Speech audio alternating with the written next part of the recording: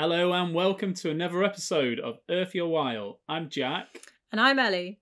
This is the podcast where we chat to industry experts and sustainable business leaders as we try to uncover the easiest and most effective ways to make your business better for the planet.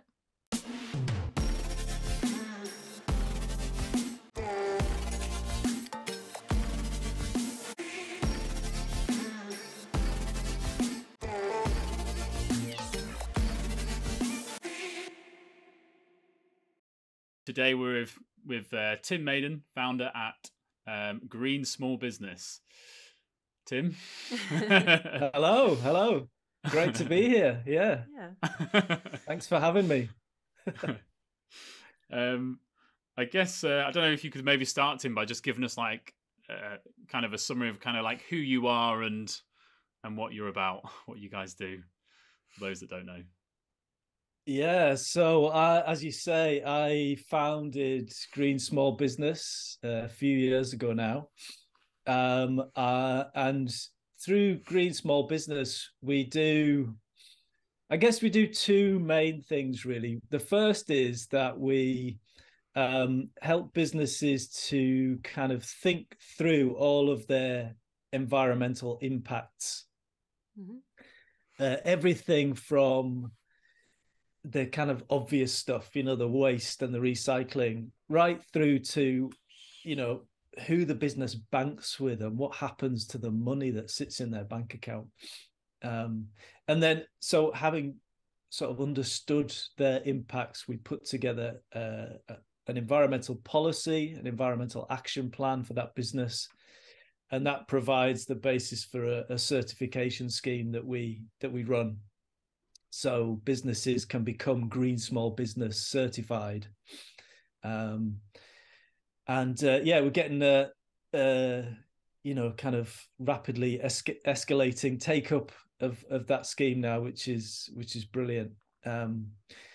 So that's the core of what we do. And then we also do a lot of work on carbon footprinting as well, supporting businesses to understand the sources of carbon in their business. And the two, I guess, go nicely together. You can sort of understand where your carbon comes from, and then you've got a policy and an action plan to reduce that carbon footprint over time, as well as addressing all of the other environmental impacts that you might have as a business. And did you specifically start Green Small Business? I don't know if it's in the name. Was it more for like small or SME companies? Was it kind of a solution for them? Because I know for us, I mean, we're kind of going through the process with you at the moment. And as we're doing it for the first time, I've noticed just some of the stuff we've never even thought about before. So it's just kind of as a kind of small, medium business, we're like trying to grapple with that, getting all that information together. Is that what you specialize in? Yeah, exactly that. So before whilst I was starting Green Small Business, I was working in another environmental consultancy. I was a partner in that firm, worked with them for more than 20 years, scarily. And we were working at kind of policy level with government, and regularly being asked to demonstrate our environmental credentials in order to win contracts, basically with government.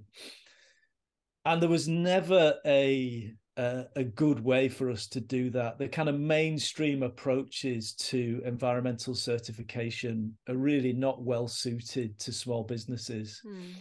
And even though we were a deeply green business ourselves, the way we operate, basically a bunch of professional looking hippies, I would say.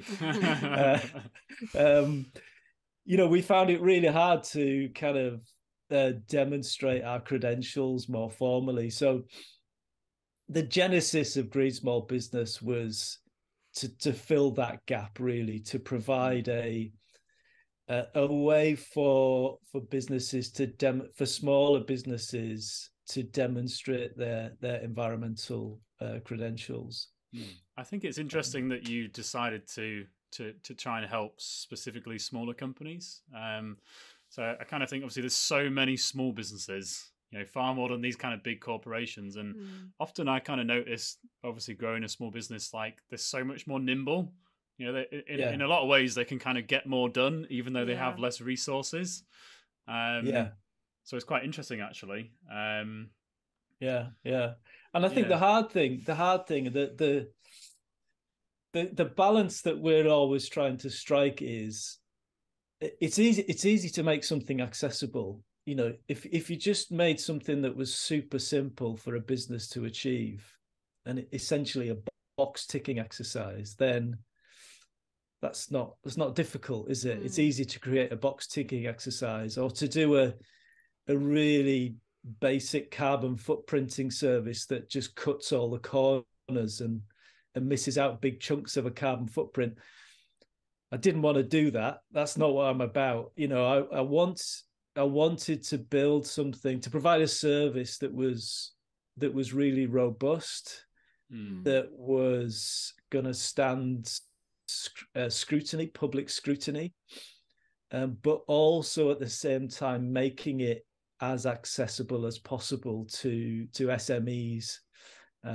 So that's been the big challenge all the way through. That's the balance that I've been trying to strike all the way through in developing the business.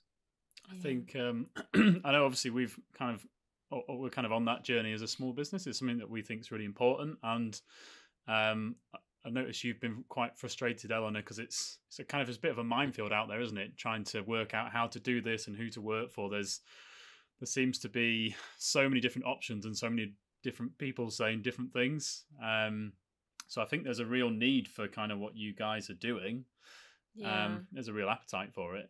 Because I guess, do you want to explain how you have like an online portal, don't you? So and that's got quite a lot of resources on it. I've had a look on that as well. It's been quite useful for us. Do you want to give us a bit more information about that? Yeah, sure. So I mentioned the action planning side of things that is the core of what we do, really. Trying to drive change in a business, really. That's what it's all about for me, is trying to drive change. And for a long time, I started the business very much part-time, kind of about 4 years ago now. Was running it as a side hustle. Nice. And really committed to it sort of full-time earlier this year. And when I committed to it full-time, I realized that I needed to kind of streamline the systems to make it work better, both for us internally, but also for clients as well. So previously our action plans were just Word documents. So we'd email them to a client, and a client would fill in their progress in the Word document every year, email it back to us. And it was a bit cumbersome, and clients would get a bit fed up with that. They couldn't find the document, and or they couldn't work out how to edit the table, or whatever. And it was just a bit of a faff. So we've set up now what you've referred to as the portal, which is still new. But we're kind of gradually rolling it out to our clients now. And essentially what that is an online portal that hosts all of the action plans and policies of all of the companies that are currently certified with us. So it allows you to very easily kind of log in and see what actions you need to be working on. And then with each action, there's advice and links through to resources and tools that will help in delivering that action. And obviously it allows us to see the progress that clients are making. It provides the kind of annual renewal functionality that we need as well as part of our certification scheme. So Yeah. I mean, Yeah, I really like that. Sorry to interrupt. yeah, that's fine. For me, I found it really simple because I think, Mm. as you mentioned, Jack, it is a little bit overwhelming. Yeah. But I think you send over a spreadsheet, don't you? And you say, right, record all these parts of your business. And it does split it down. A lot of it is kind of recording costs and things like that. And I guess if you've got your accounting up to scratch, a lot of the time you can just pull that out. So yeah, it definitely isn't as hard as you might think it is to kind of calculate your carbon footprint. Yeah, I think for you, just having that simple framework, it's almost like a roadmap, isn't it? Yeah. It actually makes your job pleasant and easier and probably less stressful because you know what yeah, you're doing. Yeah, definitely. That's the hope. That's the hope. Yeah. The carbon footprinting side, we've got some limited functionality for the carbon footprinting bit in the portal at the moment, but we've got developers building out that functionality currently to expand it. So that the action planning and the footprinting will both be in the portal in the coming months if all goes to plan. Sounds cool. And I guess that's the action plan is really the most important bit, isn't it? Once you've measured your footprint, you then want to be taking steps to work out how you can reduce it. And I think that was I mentioned to you that I said, well, as a kind of rapidly growing business, surely our footprint is going to increase over time because we're growing. So I said, Eleanor's trying to get us to shrink every day. Yeah, that sounds bad to me. Still growing. Yeah. So how do you get around that with small growing businesses who want to be part of this? Yeah, well, I mean, just to go back to what you said there about the action being the important bit, and it is right. You know, the whole carbon footprinting concept seems to me to have been hijacked to a large extent over the last few years by companies essentially wanting to sell you carbon offsets, you know, sell you tree planting schemes where, you know, wherever in the world they might be. Yeah. That's not what carbon footprinting is about. You know, the purpose of carbon footprinting is to inform how we can then reduce that footprint, how we can, you know, take steps to reduce the emissions from our businesses. And so that the action bit is the crucial bit. And some businesses, I would argue, don't need to do a carbon footprint. You know, if they're a really simple, just office-based service business, they might not even need to do a carbon footprint to know how they can reduce their carbon footprint. They probably need to think about how they travel, what the energy efficiency of the office space is that they're in, and think about what they buy as a business. And beyond that, you know, you don't need a carbon footprint all necessarily in order to know what kind of action you need to be taking. So yeah, it is all about the action for me, at least. But going to your point about growing businesses, that is a real challenge, because there is a growing sort of line of thought that the only kind of valid carbon targets are absolute targets. So unless your footprint is reducing on an absolute basis, some people would say, you know, you're missing the point.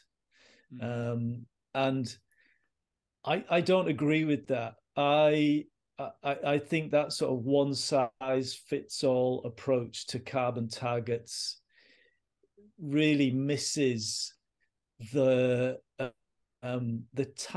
your business is a really good example, right? Not to big you up too much, but right, here's a business that is providing a really important environmental solution around packaging. Yeah. So many businesses grappling with how they can sustainably package the goods that they're shipping out to their customers. here you are providing an environmental solution to this, and no doubt displacing to some extent, and hopefully to a larger extent as time goes on, those producers of virgin packaging that is much more damaging from an environmental perspective. Now, I want you to grow. I want that. I want that kind of business to grow, because that's a really positive environmental solution. And if that grows at the expense of those that are more damaging, then all the better. But whether you can grow in a way that is completely or sufficiently divorced from growth in carbon as well, where you've made that separation between the two, that's not possible. Sufficiently possible at the moment. It will become more possible over time as more and more low carbon solutions become available to businesses like yours.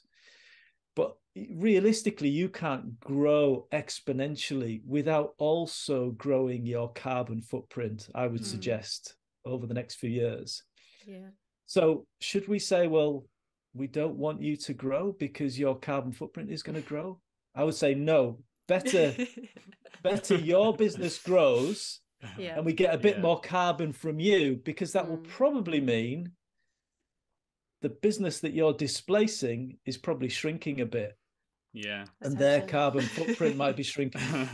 So it's really complicated. And I think that there are cases like yours where what we call an intensity-based approach to carbon measurement is more appropriate. So rather than thinking about your absolute carbon footprint, we're focusing more on the relative growth, the growth in your footprint relative to the growth of your business. We might measure it in terms of, carbon per £1 million of turnover, for example.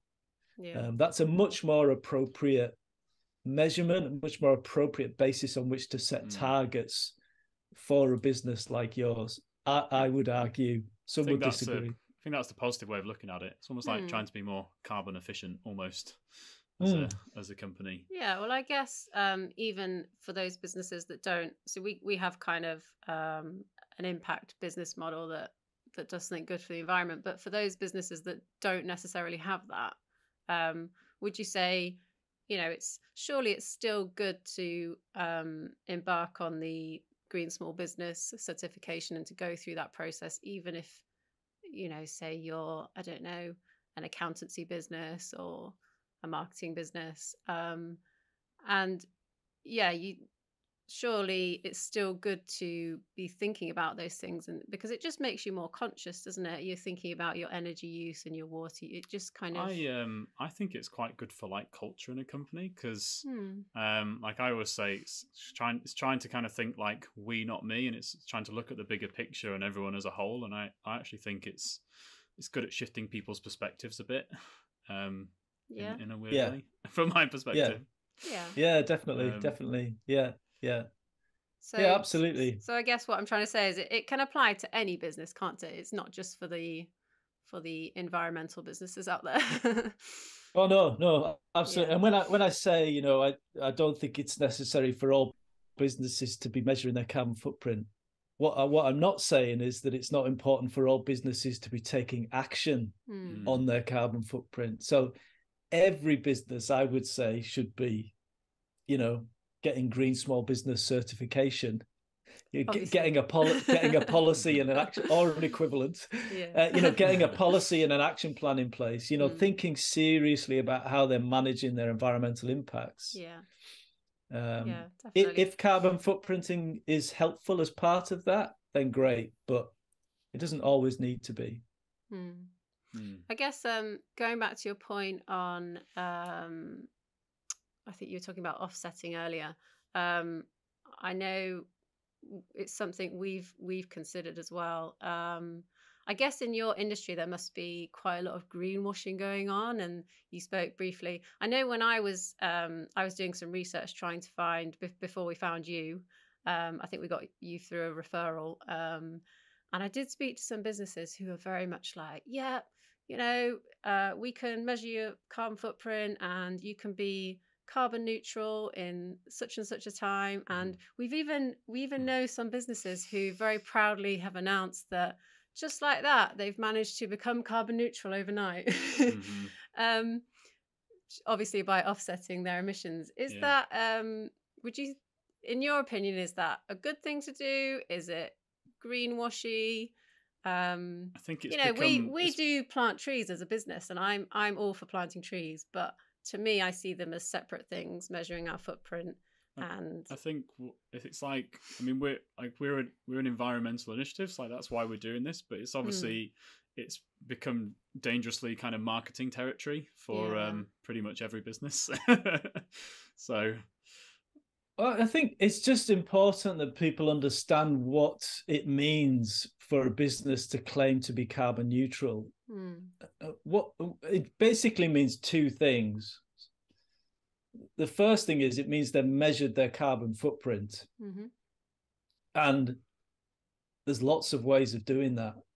And not that many businesses are very transparent about how they've done it.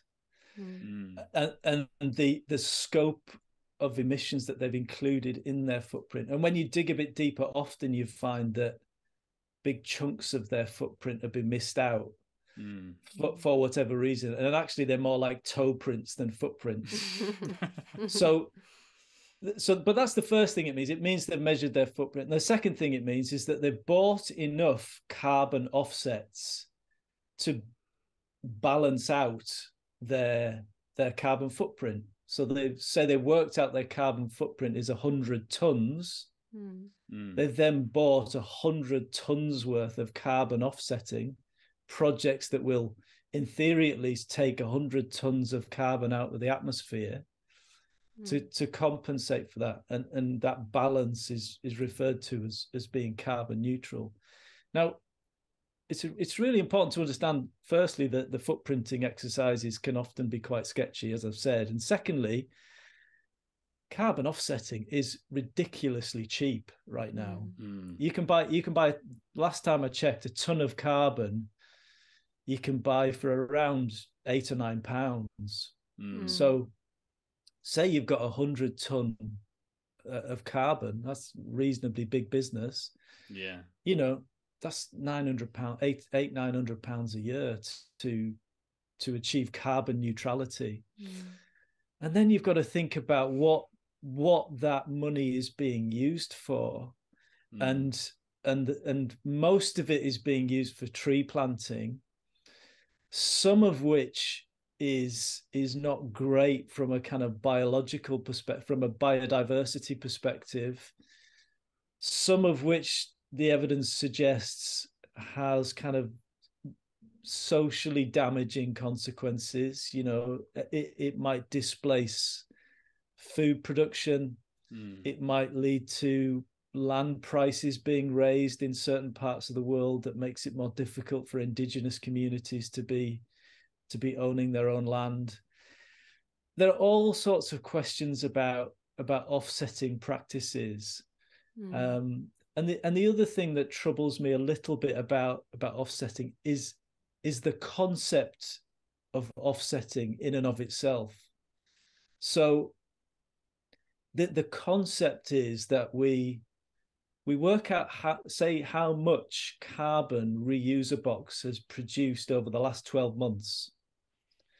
And then we buy a load of tree planting schemes in South America that will, in theory at least, take that amount of carbon out of the atmosphere. But that's going to take 15, 20 years for those trees to grow. We haven't got that amount of time we can't just carry on producing carbon and planting trees that over the next 15, 20 years, if they stay around that long, will absorb it. So the concept troubles me. And the other thing is, and I would really recommend that any listeners to this look at a recent report that was put out by the Climate Change Committee in the UK on offsetting. So that's the advisory, the body that advises government on climate change here in the UK. So the Climate Change Committee recently did a research report on the carbon offsetting market, and one of their key messages was that there's a big risk of it just being a distraction. So, you could, as you say, tomorrow go and buy enough tree planting projects to offset your carbon, call yourself carbon neutral as a business, and just wash your hands of it. Yeah. And then think, I don't really need to do anything about my carbon now. And the committee's, recommendation is that, well, their findings were that they're really worried that this could be a significant distraction for businesses from what they really need to be focusing on. I suppose it can be part of the solution, but it's not the solution. I suppose is kind of the problem. Yeah, I need to be careful, right? So, do we need to plant more trees? 100% yes. Yeah. Do we need to be restoring peat bogs so that they retain carbon, capture more carbon in future? Absolutely. Do we need to be developing biochar projects? Yes. Do we need to be taking these more technological approaches, like, I don't know if you've heard of direct air capture technologies, where they're kind of sucking carbon dioxide out of the air and burying it underground, or doing other technological wizardry with it to turn it into rocks or whatever they do. We absolutely need that. And I think it's fine for businesses to be investing in those sorts of projects. The problem I have is linking that with their carbon footprint, in calling it an offset and making claims about neutrality and so on. Yeah. So by all means, do that good stuff. Invest in those good projects, those projects that we need, but don't use it as an excuse for not really working hard on reducing the carbon from your business directly. So would it be fair to say the priority should be, sorting out that action plan to reduce your company's carbon footprint? Then I guess, could you say, obviously there will always be a certain amount of carbon that you emit that is just, you can't really get rid of. You're not going to get rid of all the carbon that you emit. Is it fair to say you could then look at offsetting for that proportion? And also, is it fair to say you should look for certified carbon offsetting schemes that have been obviously certified by a third body? Are they more kind of trustworthy? I thought, I might be wrong, but that there aren't many tree planting offsetting schemes that are certified. Is that correct?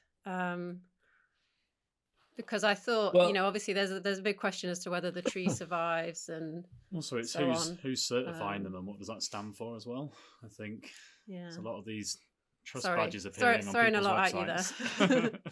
No, it's fine. I mean, so going back to that point about, there'll always be some carbon left in a business.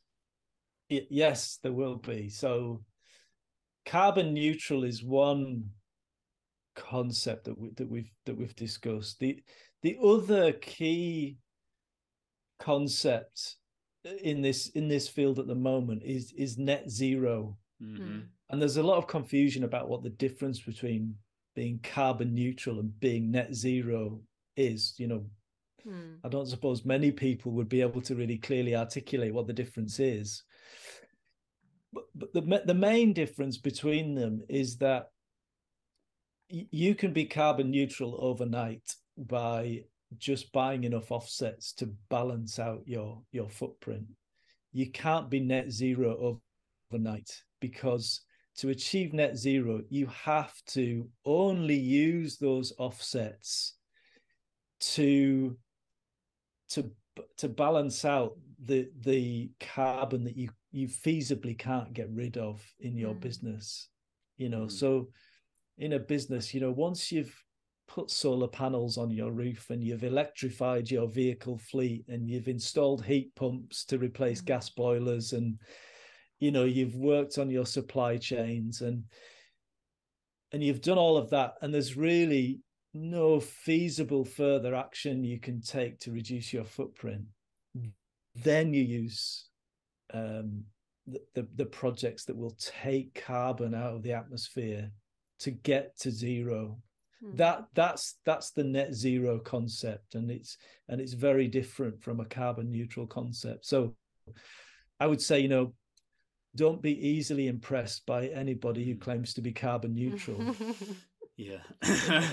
but it's very, very different when it comes to claims about net zero, as long as it's been done properly. Yeah, definitely. It's getting to the stage where everything's carbon neutral now, apparently. Yeah, you see, I think I bought some eggs the other day. Carbon neutral eggs? No, they were carbon neutral eggs, and I thought, yeah, wow, that's interesting. Carbon neutral packaging. I regularly get things now that is in carbon neutral packaging, and I get carbon neutral deliveries from DPD, I think it is. Yeah, it does seem to be possibly being used as a marketing technique in a lot of things, doesn't it? Especially when it's plastered all over packaging and things like that. It is concerning. It is to me. Yeah. And I wonder if consumers are starting to kind of question that a bit more, or if I don't know. I suppose it's one of those things that's still a bit more unknown amongst consumers. I think the worry is people just go kind of a bit blind to the whole purpose. Yeah, there's so many terms being thrown around that they just blur into one, don't they? We're carbon neutral, climate neutral, climate positive, net zero. We've just been bamboozled by all of these terms and they all sound great, don't they? So as long as it's got one of them, well, that's fine. We'll just and the committee on climate change is some of their recommendations were about really tightening up the guidance and the regulation in this whole field to make it much clearer to consumers. I feel like and to businesses. Yeah, I feel like it's quite academic, a lot of this, because it's based on like assumptions and data sets and stuff. So I kind of feel like that's why you get so much kind of variation in what's out there. I mean, I don't know. I kind of feel like there needs to be more like sort of legislation or standardization from the government or from governments. I don't know if you know anything about what they do or what governments are doing. Or I agree, and I think it shouldn't be complicated. It shouldn't be difficult, because at the end of the day, businesses just need to reduce their carbon footprints. Yeah. It's as simple as that. It's that simple. Let's not get bogged down in terminology about relating to offsetting. Let's just work on reducing carbon footprints. If you want to invest in good projects that take carbon out of the atmosphere as well, as long as it's as well, then fine. But let's forget about all this confusing terminology. Yeah, absolutely. Yeah.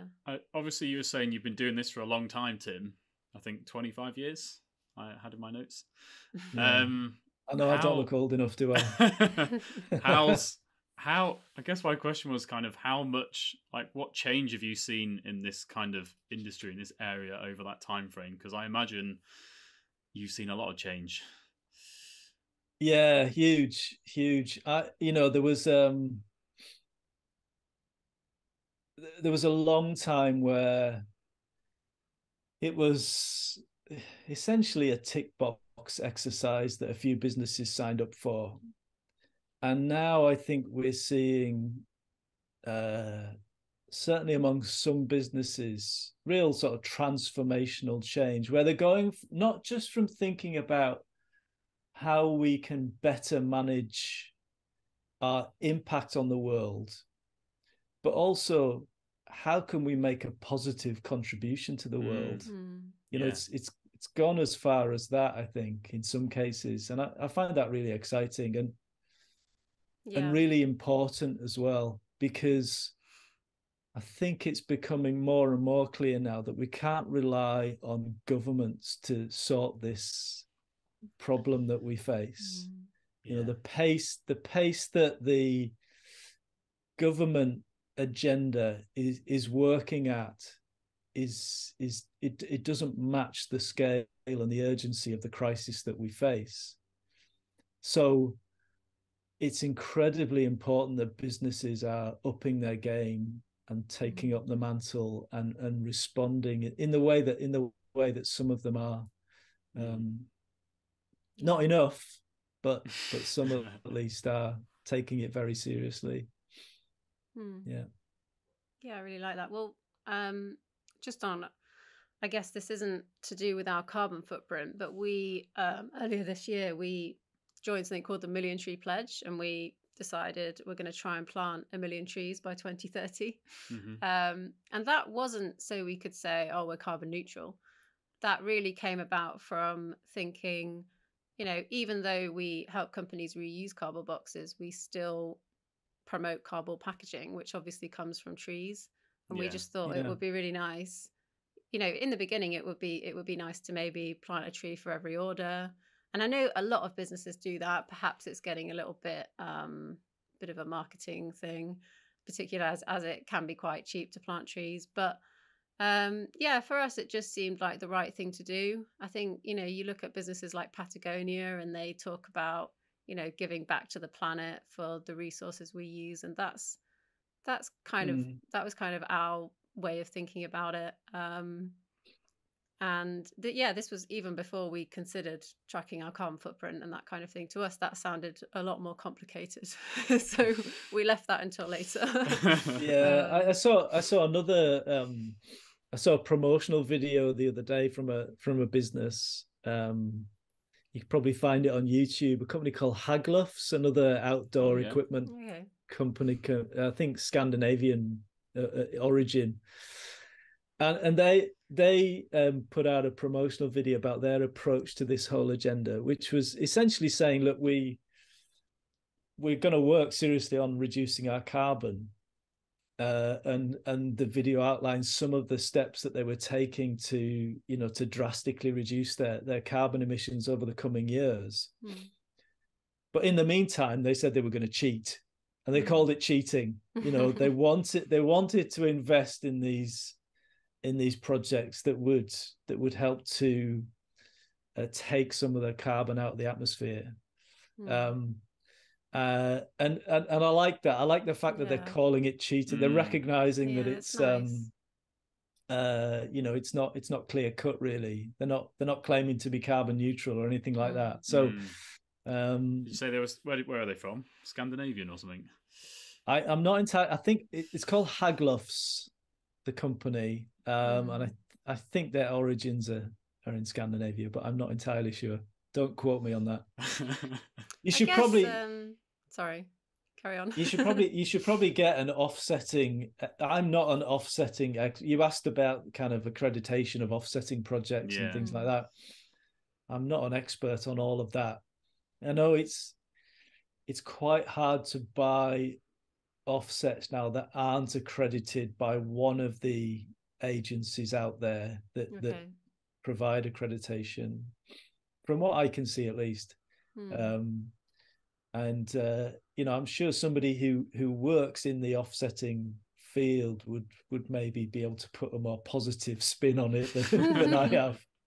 I guess it's just about being transparent as a business, isn't it? And saying, as you mentioned, you know, the most important thing is looking at, you know, having that plan in place to reduce your carbon footprint.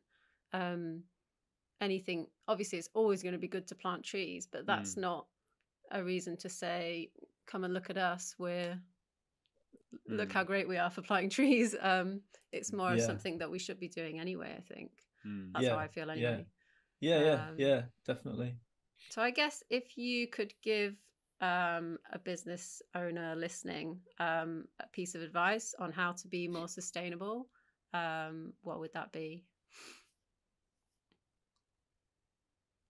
Good question. Always thinking. I think my hand's gone to my chin. I think it's very easy when we're thinking about the environmental impacts of business to focus on the negatives, to think about the emissions from the vehicles that we run, from the buildings that we run, to think about the waste that we produce. And we need to think about all of those things, and we need to be better at managing all of that stuff. But it's easy to overlook that the fact that every business, I would argue, can have a positive impact as well, can have positive impacts, plural, on the world. And I would be encouraging every business that I work with, I encourage them to think about that, to think about the positive impacts that they can have on the world. That could be as simple as financially supporting environmental projects of whatever kind. Initiatives like 1% for the planet are amazing in facilitating that sort of philanthropy. It could be as simple as that, but it could also be deeper than that. It could also be thinking about the products and services that you're bringing to the world, and how they can bring about positive change.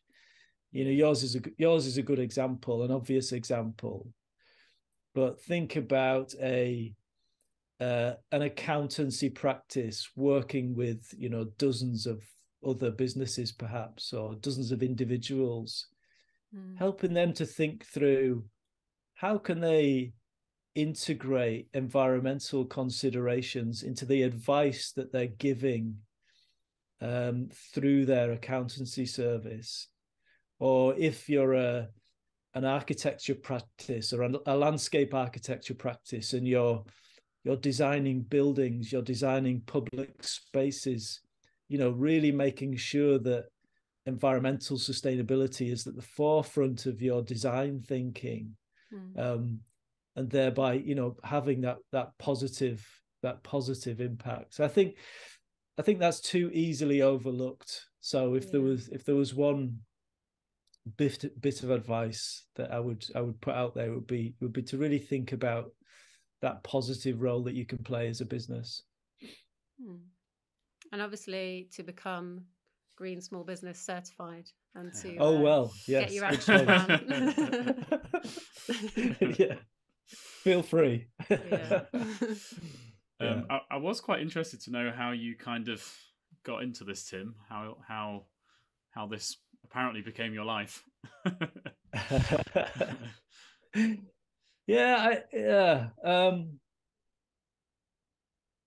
I guess I've always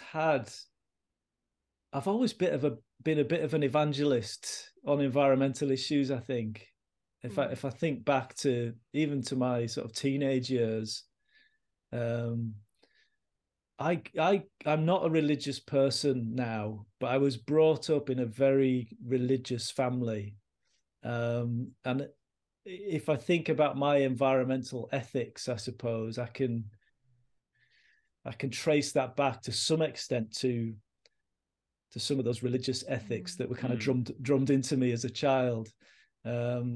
Ironically, I think that the church's response to the climate emergency is somewhat underwhelming, to say the least. But that's probably straying into more controversial areas than you want to in this podcast. But I think I would say that some of my environmental ethics can be traced back to that sort of religious upbringing. And the other thing I think is, I grew up on the edge of the Lake District. I'm back living on the edge of the Lake District now, and spent a lot of my childhood, a lot of my teenage years, climbing fells and swimming in lakes and rivers. And I think through that just developed a real kind of love for the natural world around me, and that probably spilled over into a desire to kind of protect and conserve that. And as I've grown older, the challenges to the natural world have become ever greater and more public and more prominent. And I've been able to, get involved in responding to some of that in a small way. So that's quite a deep question, that. Yeah, I hope I went on a journey with that one. Yeah. Oh, it's cool. Yeah. Did you have any more questions? I think we tend to ask guests on this podcast, and it's another kind of deep question, but I guess talking about the climate crisis, how do you think the world will look in 10 years' time, or how do you hope it will look? Yeah, I think there's kind of two sides to the question with most people, two answers. Yeah. I have 3 kids. So that question is really, the answer to that question is really important to me. I have a vested interest in the future of the planet because I've got kids who are going to be around in 50, 60 years. And am I kind of positive about what the world's going to look like in 50, 60 years time, or 10 years time, if that was your question? I think I'm hopeful.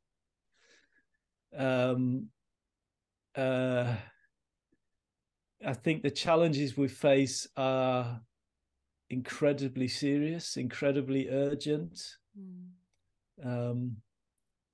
And sometimes I find myself having to switch off to some extent from some of the science, some of the news, because I find it quite overwhelming. And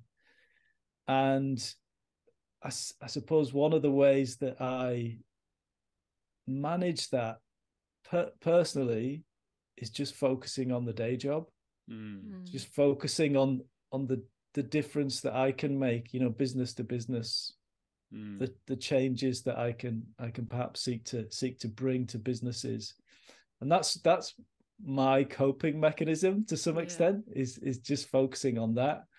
It's a brilliant way of doing it, though, channeling all of that into ultimately the solution, or part of the solution. But that does bring about more of a sense of hope, I think, as well. And when you see some of the changes going on in businesses and elsewhere around the world, it does bring some hope that we can change things. We still have time. We still have time to avoid the worst effects of climate change, but we have to ramp up our efforts in a very significant way. And there are some great people out there doing great things, as well as you. Yeah, I mean, a great thing about this podcast and things like joining the Million Tree Pledge is we've met so many kind of, I guess, like-minded businesses and individuals, and it's created a great community. And I've just noticed how many, like you said, how many other people are out there trying to do great things. So it's quite inspiring, really. Helps us get through the day. So many businesses that seem to have been founded on a really sound ecological basis, where the environmental sustainability is really at the heart of why they exist. So many more businesses like that emerging now, I think. Obviously, I and you probably to some extent also live in a bit of an echo chamber, where we're surrounded by kind of green businesses, but it excites me to see that growth, that growth in businesses where environmental consciousness is at its core. I keep thinking all the people that we meet in these types of companies, or all these people that actually care about it, I kind of keep thinking they just seem to have so much better lives. They just seem so much happier because they've got more direction, they've got more purpose. They seem to enjoy, putting the work in. Maybe. So I think that's that's good to hear. Yeah. So you jump out of bed every morning? Yeah, Yeah. absolutely. After the sixth snooze of the alarm. I guess there's Yeah. there's a lot of things going on in the world, isn't there? So I guess if you've got that purpose and that drive to do something, yeah, as you say, it helps you get out of bed. Eventually, yeah. Definitely. Yeah. You I know, think any people- business should be concerned about their carbon footprint and should be looking at ways to reduce it. And, you know, as you explained, it really is that simple. It's just about trying to reduce your impact, really, at the end of the day. Yeah. And, Yeah. Definitely. Yeah. And if I'd rather see businesses investing in offsetting than not doing anything at all. Yeah. But better still would be to actually be seriously working on their own carbon footprint and reducing it over time. Yeah. Absolutely. That has to be the priority. We can't offset our way out of the climate emergency. There's not enough land available to us to plant enough trees to get ourselves out of this situation that we're in. And we have to wake up to that. Yeah. Wow, what a deep way to end the episode. Some emotional music at the end. No, it's been really good. I think this episode, I think people will really actually like learning those facts, those bits that you explained. I think it'd be really useful. Yeah. So it's really cool. Thank you very much for coming on, and great. No, it's been a real pleasure. Thank you. Thanks for listening to Earth Your While, the podcast that uncovers the truth about how to make your business better for the planet. We hope today's been Earth Your While. Earlier this year, we joined a group of inspirational business leaders who pledged to plant 1 million trees over the next 10 years. If you'd like to help us reach our goal, or you'd like to find out some more information, head over to reuserbox.co.uk/Earth Your While.